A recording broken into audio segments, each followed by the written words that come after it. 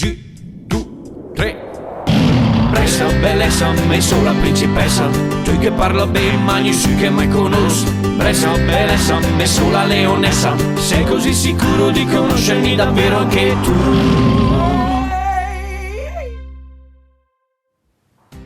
Ben ritrovati a Bresa Belesa. Attenzione alle domande di oggi perché sono davvero curiose. La prima, avete presente la fontana di Piazza Mercato? Ma che statua c'è? Quale statua insomma è posta sulla sommità della fontana di Piazza Mercato? Il dio Nettuno, la Vittoria Alata o un fanciullo con una cornucoppia? Non vale guardare. Poi attenzione, in dialetto bresciano, la Caterina, che cos'è? È la bicicletta, la zanzara oppure la coccinella? Poi attenzione, una cosa molto particolare e insolita. Ai tempi del dominio veneziano a Brescia c'era il Buco del Gatto. Ma che cos'era il Buco del Gatto? Uno dei nomi delle carceri cittadine, un'osteria sita in via Musei oppure un pozzo in contrada del Carmine? Boh, restate con noi, tra poco vi svegliamo tutto. Michele, ma perché tu sei così alto?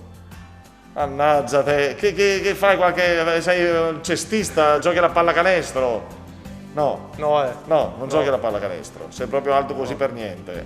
Quanti anni hai? 19. E di che ti occupi? Adesso sto studiando, studio a Brescia. Sì, che cosa? Sistemi agricoli sostenibili. Ammazza, una cosa importante, complimenti. Sì. Bravo, al primo anno. Sì, bravo Michele, c'è la soddisfazione di casa. Allora, quale statua, caro Miguel, è posta vuol dire che è stata messa, sulla sommità della fontana di Piazza Mercato? È il dio Nettuno. Tu manco sai dove sta Piazza Mercato, fai finta di nulla. La Vittoria Alata oppure un fanciullo con una cornucopia? Un fanciullo con una cornucopia. Che cos'è la cornucopia? Non ho idea. Manco sai cos'è un fanciullo. E la Caterina, che cos'è la Caterina? La bicicletta, la zanzara o la coccinella?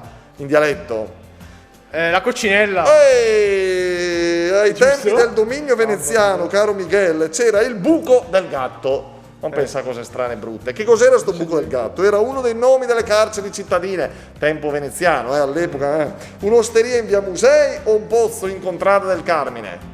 Le carceri. Le carceri, ti piace? Ti attira il carcere? Gattabuia. La tua massima aspirazione sarebbe andare in carcere, sulla strada buona, ragazzo. Michele, guardate qua Michele, fine studioso, un filosofo quasi, insomma che anno stai? Sono al terzo anno. Al terzo, e come funziona? Sono 4 anni? Sono 3 anni per la triennale più 2. Complimenti, quindi tra poco insomma stai... Sì, il prossimo anno. Sì, hai già un'idea sulla tesi di laurea? Sì, forse nell'ambito della filosofia medievale. Bella, una cosa interessante. Senti un po', allora, in Piazza Mercato a Brescia, in centro, c'è la fontana. Sulla fontana che cosa c'è? C'è una statua, te lo dico io, ma che statua è? È il dio Nettuno, la Vittoria Alata o un fanciulletto con la cornucopia? Guarda a me. Nettuno, ti giuro, Nettuno, nemmeno il dettino. E la Caterina in dialetto bresciano, che cos'è? La bicicletta, la zanzara o la coccinella? Secondo te la Caterina ce ne sta? Per me una coccinella. Da qualche settimana fa girolavano anche nelle nostre case.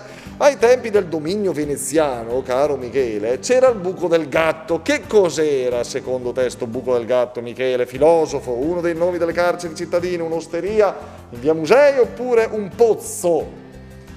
Un pozzo? Un pozzo è il bus del Gatto?